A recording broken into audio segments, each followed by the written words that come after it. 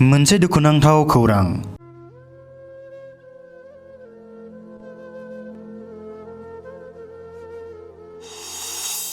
न'जों लोगोसे गासै बिजाब, फोरमान बिलाइ, आइजें आइला, जि जोमफोरा अरजों खामनानै सेवहांगार जायो।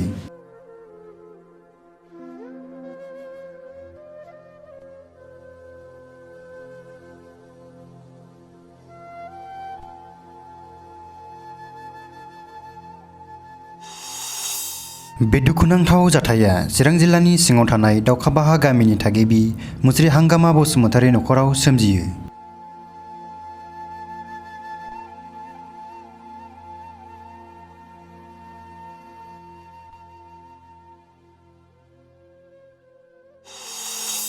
फाथाबारि बिसिडिसिनि मासिगिरि निमल नार्जारिया सोलार लाफैनानै थानो थाखाय न' लुनो थिं जगायना होयो। न'आ हाग्रा एसे सावनायाव खामलांदों आरो ओमफ्राय जेबो बुस्थु मोनखायाखै। गथार आइ कार्ड गासिबो पेन कार्डनो ओमफ्राय आरो गथ'नि जोनोम सार्टिफिकेट, स्कुलनि लेखा, फिसाजोनि गाननाय जोमनाय गासिबो आंनिबो जेबो बुथुमनायाखै। ओमफ्राय फैसाबो दंमोन अमा फाननायनि 2500, बेबो गैया, खामजोबदों।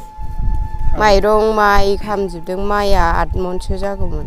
बेसे गोजानाव सावोमोन हाग्रा? गोजानानो एसे। माब्रैथो खामखो हाग्रा सावनायालाय?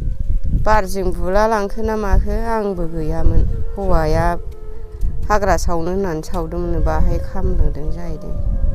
ओमफ्राय गंबेसे दंमोन न'आ? न'आ गंथाम, ओमफ्राय बोरमानि सायलाजों गंथाम जायो आरो। ओंखाम संग्रा, उन्दुग्रा रुम मोननै, गंनै। माब्ला जाया बे? मैया 4:30 बाजिबायमोन।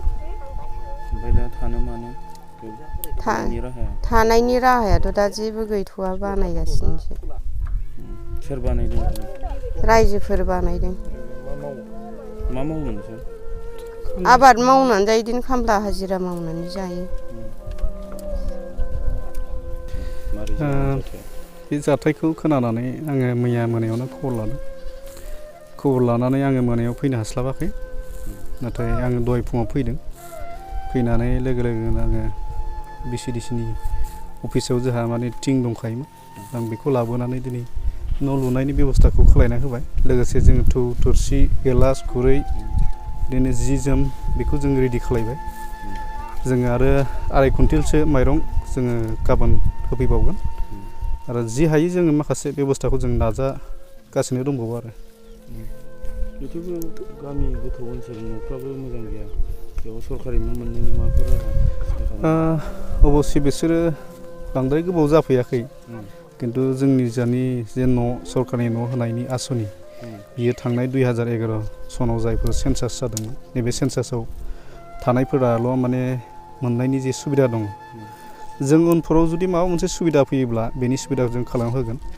खारन बेहाय माने लामानिबो सुबिदा गैया। जों बेखौ एबार नेग्रायाव जोङो सोनानै खामानिखौ मावनो जों बेखौ सानदों। दा बेहाथ' माने गथ' सासे क्लास 9आवबो फरायनाय दं। बिसोरनि गासैबो माने डकुमेन्टसजों लोगोसे फरायनाय, जि जोम गासैबो माने जोबस्रांबाय। दा फरायनायनि जि बेब'स्था, बियो जों एसे सानलायनो नागिरदों। बेनो मा जायगायाव? बियो एक्सुवेलि माने दाउखाबाहा माबायाव गोग्लैयो बियो। ओमफ्राय बिथांमोना आलादा मोनसे नाम लानाय जादों, खिन्थु रेजिस्टार हिसाबै दाउखाबाहा मा एरियायावनो गोग्लैयो। जोंनि बिसिडिसि फाथाबारि, बेहाय जोंनि थानाया आमगुरि, पस्ट अफिस फाथाबारि, डिस्ट्रिक्ट चिरां।